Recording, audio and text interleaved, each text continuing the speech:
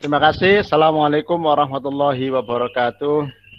Waalaikumsalam warahmatullahi wabarakatuh. Bismillahirrahmanirrahim. Alhamdulillahirabbil alamin. Wa bihi nasta'in ala umuri dunya waddin. Wassalatu wassalamu ala asyrofil anbiya'i wal mursalin. Sayyidina Muhammadin wa ala alihi wa sahbihi ajma'in, amma ba'du. Yang sama-sama kita hormati Dekan Fakultas Usuluddin Adab dan Humaniora, Ibu Dr. Hajah Nakiyah beserta seluruh jajaran dekanat, ya, para sivitas akademika Fakultas Usuluddin Adab dan Humaniora yang saya hormati, serta seluruh keluarga besar, ya, baik pendidik, tenaga kependidikan maupun juga mungkin mahasiswa, ya, yang ikut bergabung di dalam acara pada pagi ini yang saya hormati, yang tidak bisa saya sebutkan satu persatu. Alhamdulillah saya bisa bergabung dengan saudara sekalian dalam rangka halal bihalal atau Syawalan 1442 Hijriah yang digelar oleh FUAH, ya, dan tentu atas nama pribadi saya menghaturkan ja'alanallahu wa iyyakum minal aidin wal faizin kepada kita semuanya. Mudah-mudahan sebulan penuh kemarin kita melaksanakan ibadah puasa menjadikan kita semakin berkualitas dalam segala hal. Pada kesempatan pagi hari ini saya ingin menyampaikan beberapa hal, ya, untuk mengingatkan kita semua terkait. Saya tidak ingin menjelaskan makna Syawal tentunya begitu, ya, karena kita sudah berkali-kali menyelenggarakan, tapi setidaknya ada satu kata kunci yang bisa kita ambil dari Syawal, yakni peningkatan. Dan peningkatan itu saya ingin mengajak kepada kita semuanya untuk menindaklanjuti, ya, kajian yang kita selenggarakan pada bulan Ramadan yang lalu, yakni ada kajian Al-Hikam Ibnu Athaillah Sakandari. Maka dalam kesempatan yang baik ini saya ingin menyajikan 5 figur teladan atau 5 figur contoh, ya, para sufi, ya, para ahli tasawuf yang aktivitas kesehariannya bisa kita jadikan sebagai contoh yang baik, sebagai teladan yang baik, ya, di dalam kita meningkatkan kualitas, ya, seiring dengan makna dari Syawal itu sendiri. Peningkatan dengan mencontoh kepada 5 tokoh itu, ada pertama adalah bagaimana kita bisa meningkatkan untuk bisa mengkoreksi diri. Itu saya ambilkan dari Hasan Al-Basri dan Habib Al-Ajami. Kemudian yang kedua adalah peningkatan prestasi, ya, tetapi tidak cinta dunia dan terus belajar, ya. Itu saya ambilkan dari Bakar bin Abdullah Al-Muzani. Kemudian yang ketiga, kita sebagai manusia, kita sebagai orang, ya, yang bersosialisasi, yang senantiasa terlibat di dalam komunitas, maka kita lazim, ya, untuk senantiasa ceria dan, ya, sesekali bahkan mungkin seringkali boleh bercanda, ya. Itu saya juga saya jadikan contohnya figur dari seorang sufi yang hobinya bercanda sekaligus tetap ceria, yakni Ibnu Sirin.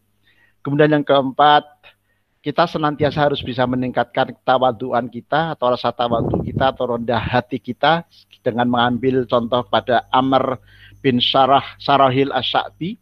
Kemudian yang kelima, bagaimana kita meningkatkan persahabatan sambil mengambil petunjuk. Itu kita ambil contohnya dari Abbas Al-Mursi. Ibu Bapak sekalian yang saya hormati, 5 tokoh ini, ya, kalau pertanggungjawaban akademiknya ditanya, ya, saya mendapatkan dari 3 sumber, ya. Sumber yang pertama adalah Tazkiratul Auliya, tulisan Fariduddin Al-Attar. Kemudian Hilyatul Auliya wa Tabaqatul Asfiya, saya tulisan Abu Nuaim Al-Isfahani. Dan yang ketiga dari Muhammad bin Ibad yang menulis buku Al-Mafakhir Al-Aliyah fil Ma'afir Syadziliyah. Bapak dan Ibu yang saya hormati, untuk mempersingkat waktu karena memang kesempatan kita tidak banyak, ya. Saya ingin sampaikan alasan mengapa tokoh yang saya jadikan sebagai teladan adalah mereka-mereka yang sudah tidak ada dalam panggung kehidupan dunia ya, tapi sudah jauh sekali mendahului kita ya. Karena mereka-mereka dari generasi tabiin, demikian juga ada yang juga dari sahabat ya, tapi kebanyakan dari tabiin dan generasi tabiin. Ini saya mendapatkan legitimasi dari statementnya sahabat Abdullah bin Mas'ud. Ketika beliau mewanti-wanti kepada kita ya, umat Islam untuk tidak suka bertaklid ya. Tetapi setidaknya levelnya kalau kita meminjami istilah usul fikih adalah mutabi, pengikut ya, tapi bukan muqallid ya, bukan orang yang bertaklid apalagi taklid buta. Statement yang disampaikan oleh sahabat Nabi yakni Abdullah bin Mas'ud, beliau mengatakan la yuqallidanna ahadukum dinahu rajulan in amana in kafaro fa in kuntum la budda muqtadina faqtadau bil mayyiti fa innal hayya la yu'manu alaihi al fitan. Ini menarik statement dari Abdullah bin Mas'ud ya. Saya temukan ini dalam Hayatus Sahabah ya, buku yang secara khusus membicarakan tentang hadis ya. Tetapi kalau jenengan pengen googling ya, mudah sekali ditemukan itu dalam Aqwalus Sahabah atau pendapat-pendapat para ahli terkait dengan larangan untuk bertaklid. Ibnu Mas'ud mengatakan la yuqallidana ahadukum dinahu rajulan. Kalian jangan sampai bertaklid tentang urusan agama kepada seseorang ya. Orang lain iman, kalian ikut iman, orang lain kafir, kalian ikut kafir begitu ya. Jadi tidak boleh kita bertaklid ya. Tetapi seandainya kamu memerlukan contoh, fa in kuntum la budda muqtadina ya, seandainya kalian memang menisayakan untuk ikut dengan taklid itu dua hal yang berbeda. Kalau taklid itu tentu tanpa reserve ya, tanpa argumentasi ya. Tapi kalau mutabi atau ikut itu tentu setelah menimbang-nimbang, setelah mempertimbangkan, setelah memperhitungkan, setelah melihat, setelah memverifikasi, setelah memvalidasi, baru kemudian ikut kira-kira begitu. Fa in kuntum la budda muqtadina faqtadau bil mayyit. Kalau memang kalian menisayakan untuk mengikuti kesalehan seseorang ya, maka ikutilah orang yang sudah nggak ada. Atau contohlah, teladanilah orang yang sudah tidak ada di dalam dunia ini. Mengapa? Fa'inal hayya la yu'manu alaihi al-fitanu. Karena orang hidup itu tidak akan bebas dari sebuah fitnah. Jadi sesaleh apapun seseorang, kalau itu bukan nabi, bukan rasul begitu ya. Sehebat apapun seseorang, sebaik apapun seseorang, kalau masih hidup di dunia itu pasti masih punya nafsu. Pasti masih punya potensi untuk keliru, potensi untuk berbuat salah, potensi untuk kemudian terjebak di dalam kemaksiatan dan seterusnya. Sehingga ini yang menjadi legitimasi ya, atau sebagai legitimator bagi saya mengajak kepada saudara sekalian ya, peserta atau keluarga besar Fu'ah ya di dalam rangkaian acara Syawalan ini untuk meneladani begitu ya tokoh-tokoh sufi yang tadi saya sebutkan, setidaknya untuk meningkatkan kualitas kita untuk meneladani 5 hal yang tadi sudah saya sebutkan. Jadi sekali lagi legitimatornya adalah kalimat atau statement dari Abdullah bin Mas'ud yang saya dapatkan dalam Hayatus Sahabah yang jenengan bisa sangat mudah cek di dalam Google tadi itu. La yuqallidanna ahadukum dinahu rajulan. Janganlah kalian bertaklid ya dalam urusan agama kepada seseorang. Orang iman kalian ikut iman, orang lain kafir kalian ikut kafir begitu ya. Fa in amana wa in kafaro ya. Fa in kuntum la budda muqtadina, seandainya memang kalian menisayakan untuk mengikuti atau meneladani seseorang, maka teladanilah orang-orang yang sudah tiada tadi itu. Faqtadau bil mayyiti, ikutilah orang-orang yang sudah tidak ada. Karena fa innal hayya la yu'manu alaihil fitanu. Orang yang masih hidup itu tidak akan pernah sepi dari fitnah atau hal-hal yang kurang dari dirinya. Ini dasar Bapak Ibu sekalian yang saya hormati untuk menjadi legitimator bahwa kita begitu ya lebih baik ya meneladani orang-orang yang sudah tidak ada dalam panggung kehidupan dunia begitu, karena mereka sudah sepi dari kepentingan. Ibu Bapak sekalian yang saya hormati, tadi saya sudah menyebutkan contoh yang pertama ya adalah orang yang selalu mengkoreksi diri, Jadi kita setelah lepas dari bulan suci Ramadan, ketika di dalam bulan suci Ramadan kita sudah sangat terbiasa begitu ya untuk mengkoreksi diri, melakukan muhasabah, maka tentunya mulai bulan Syawal kita diminta untuk senantiasa meningkatkan koreksi dirinya. Dan tokoh yang saya ambilkan tadi adalah tokoh yang bernama Al Hasan Al Basri dan Habib Al Ajami ya, yang saya akan bacakan ya. Redaksinya itu saya dapatkan tentu dari Tazkiratul Aulia tadi, tulisan dari Fariduddin Al-Attar. Saya bacakan, nanti saya terjemahkan. Hukia annal hasana kana marran ala babi sami'ati habibin waqad udhina lil maghribi wastaghalla habibun di sholatil maghribi fadakhala al-hasanu wa arada ayyaqtadiya bihi fasami'a annahu qara'a alhamdulillah maqama alhamdulillah falam yaqtadi bihi wa shalla munfaridan fara'a fi tilkal lailati Allah ta'ala fil manami qala ya rabbi fi ayyi syai'in ridaka qala Allahu ya Hasan wa qad wajadta ridai wa ma arafta qadrahu qala kaifa ya rabbi qala Allahu ta'ala law sallaita khalfa habibin la adrakta ridai wa kana tilka sholatu khairan laka min sholawatika fi umrika. Saya terjemahkan langsung dengan terjemah tasfiriyah ya. Tidak satu persatu kalimat. Suatu ketika Al Hasan Al Basri ya, bertamu ke rumah Habib Al Ajami ya, setelah sampai di depan pintunya, bertepatan waktu itu dengan masuk sholat maghrib. Lalu terdengarlah suara azan.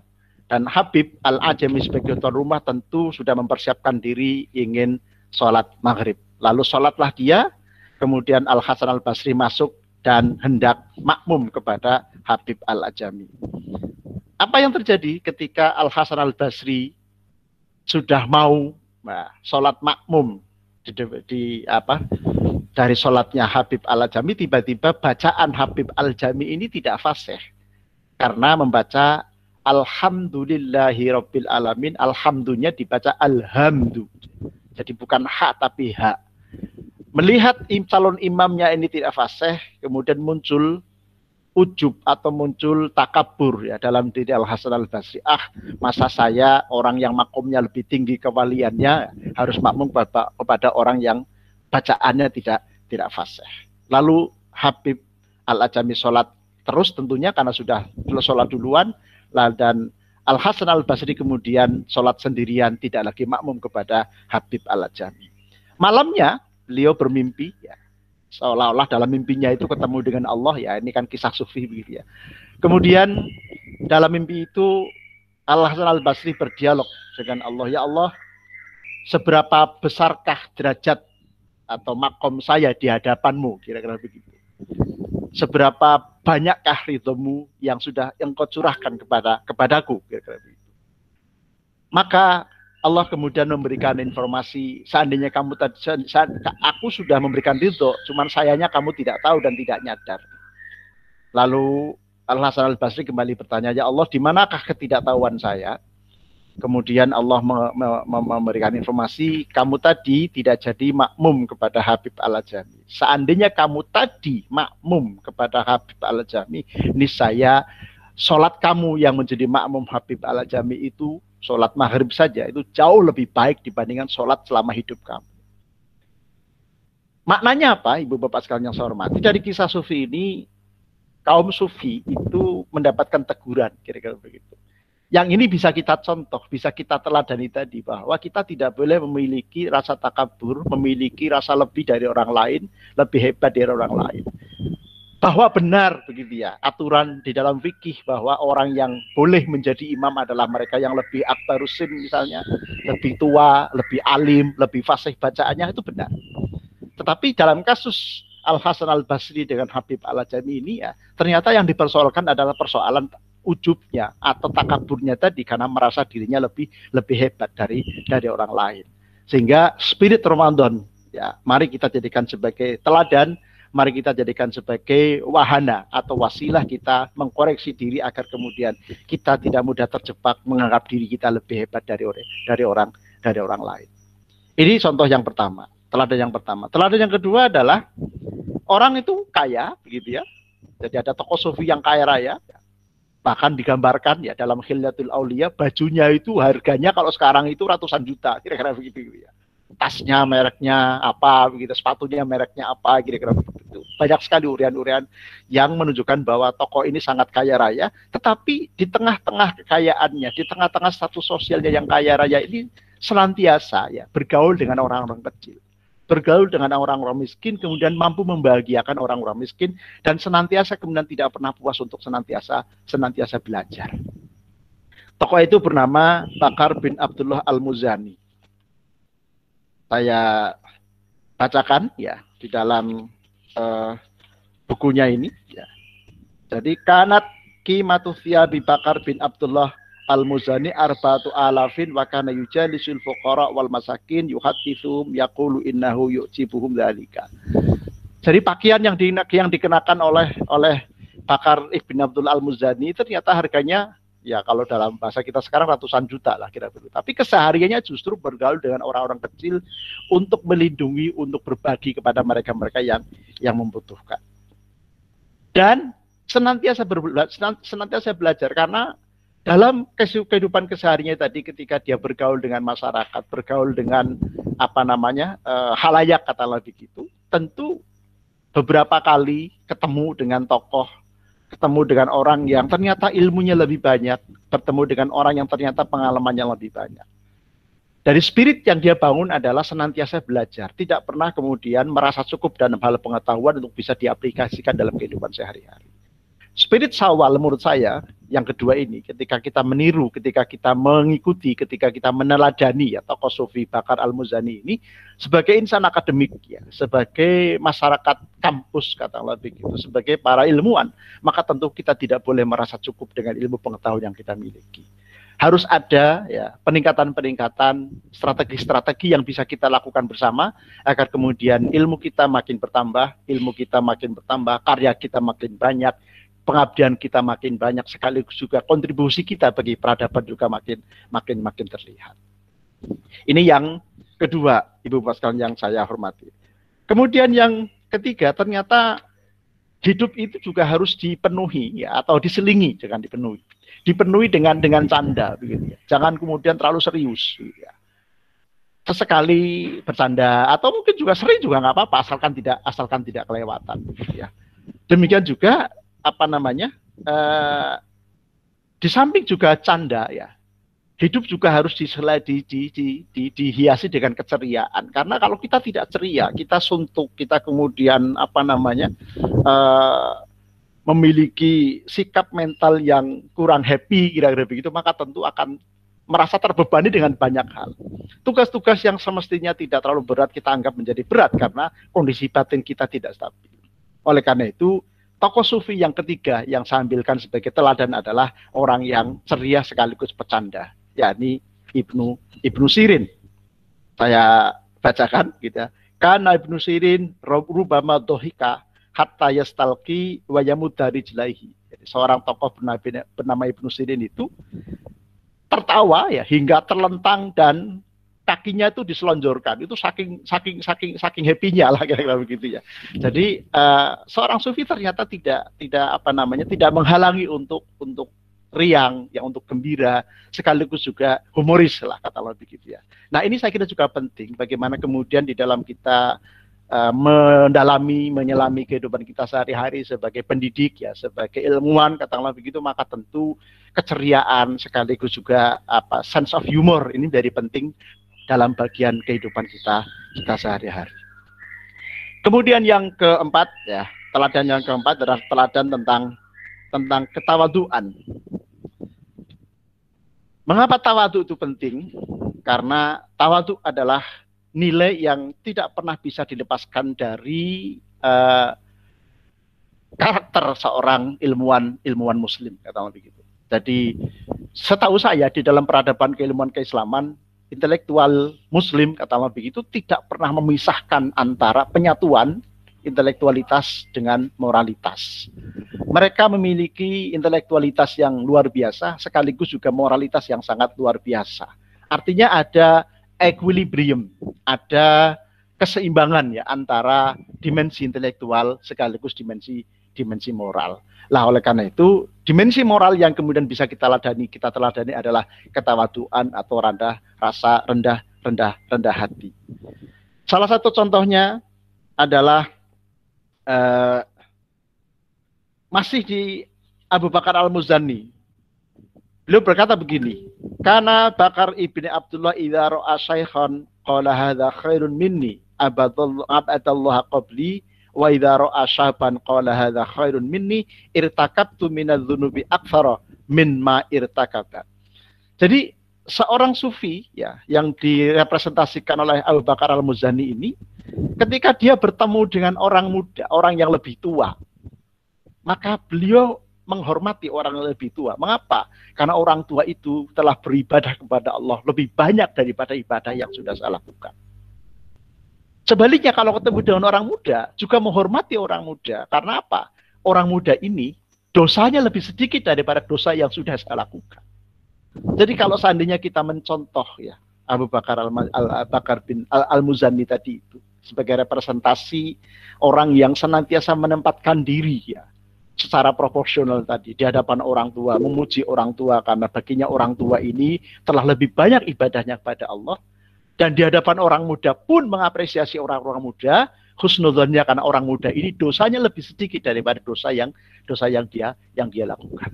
Kalau seandainya kita bisa meneladani figur seperti ini, saya yakin kita akan bisa berkolaborasi, akan bisa berbuat lebih baik, dan tadi sesuai dengan spirit Syawal yang sedang kita laksanakan. Yang kelima, yang terakhir, Ibu Bapak sekalian yang saya hormati, contoh atau teladan yang bisa kita ambil adalah dari Abbas Al-Mursi. Ya. Abbas Al-Mursi ini adalah khalifah tarikot maksud saya, pengganti atau penerus Abu Hasan Asyadzili. Ya, kita tahu dalam manaqibnya Abu Hasan Asyadzili, beliau futuh karena jasanya Abbas bin Masis, gitu ya. Bin Masis maksud saya. Kemudian beliau punya murid tadi siapa? Kok saya jadi lupa. Punya murid ya Al-Mursi, begitu ya, Abbas Al-Mursi. Apa yang dikatakan oleh Abbas Al-Mursi? Beliau mengatakan innal umdata fi tariqati syadziliyati as-suhbah as-solihah ma'al ihtidai wal mahabbatu shadiqatu ma'al iqtidai. Jadi sendi utama dari tarekat Syadziliyah ya. Mohon maaf saya bukan berarti promosi ya tarekat Syadziliyah, cuman saya memandang atau saya melihat kepada manaqib ini kok menarik begitu ya, karena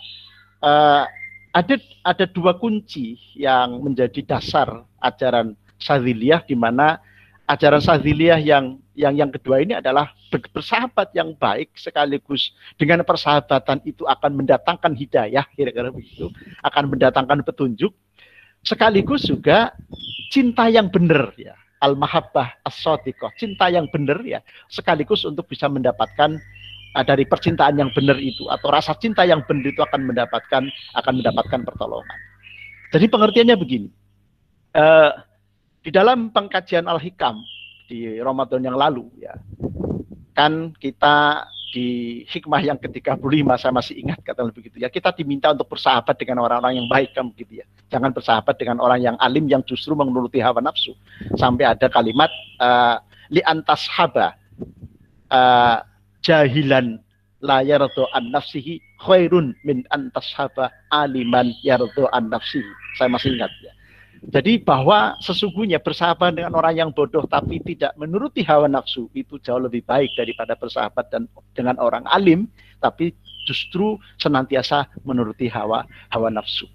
Ini tentu terkait dengan hikmah yang ke-71 atau ke-41 kalau saya tidak salah. La tashab man la yunhituka haluhu wa la yadulluka 'alallahi maqaluhu. Janganlah kalian bersahabat dengan orang yang perilakunya tidak menggetarkan hati kamu untuk mendekatkan diri kepada Allah, dan jangan pula bersahabat dengan orang-orang yang kata-katanya, yang kalimat-kalimatnya justru tidak mendekatkan diri kepada Allah.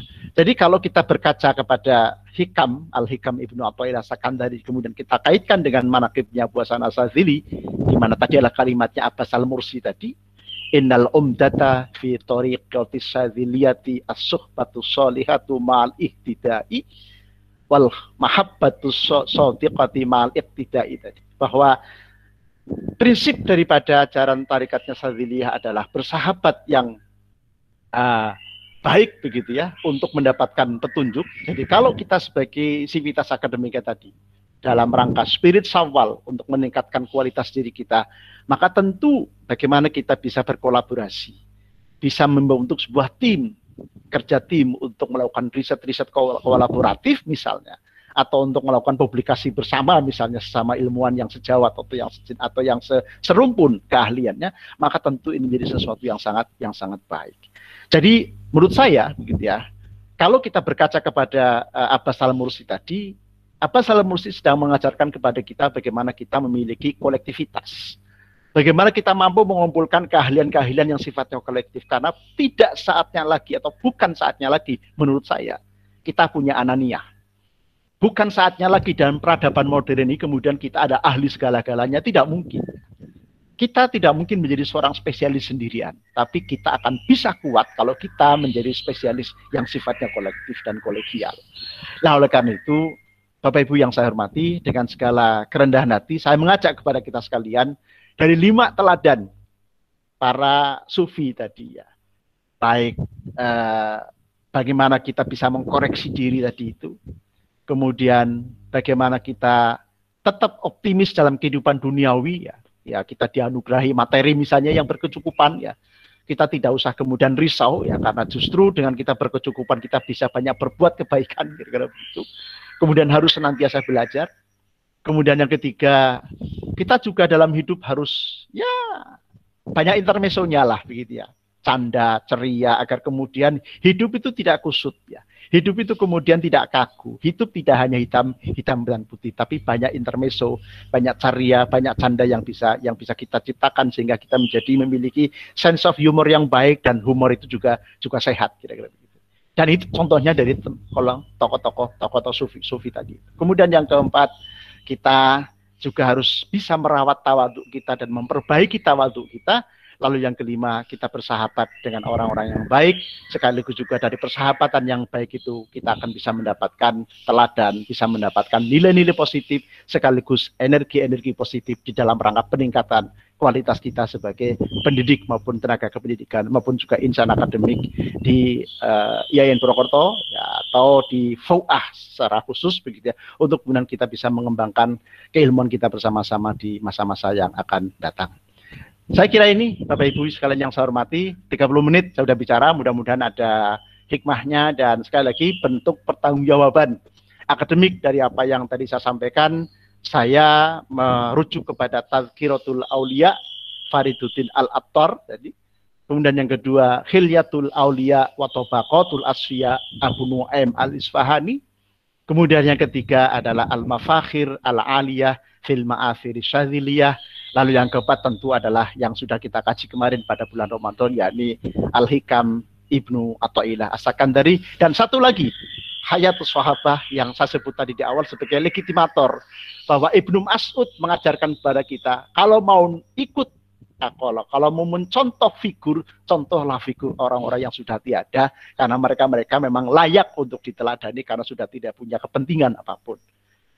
Saya ulangi lagi kalimatnya, la yuqallidanna ahadukum dinahu rajulan fa in amana in kafaro fa in kuntum la budda muqtadina faqtadau bil mayyiti fa innal hayya la yu'manu alaihi al fitanu. Ini legitimasi saya, legitimator untuk kalimat-kalimat saya tadi itu dalam Hayatus Sahabah, yang menyatakan bahwa Ibnu Mas'ud berpesan kepada kita, kalau mau ikut meneladani tokoh, ya tokoh yang sudah meninggal, kata itu. Karena mereka sudah nggak punya lagi kepentingan. Ya. Kalau kita sekarang kan meneladani kiai, siapa tuh kiainya itu laku sekali pada saat pilkada, misalnya begitu kan. Jadi agak repot kira-kira begitu.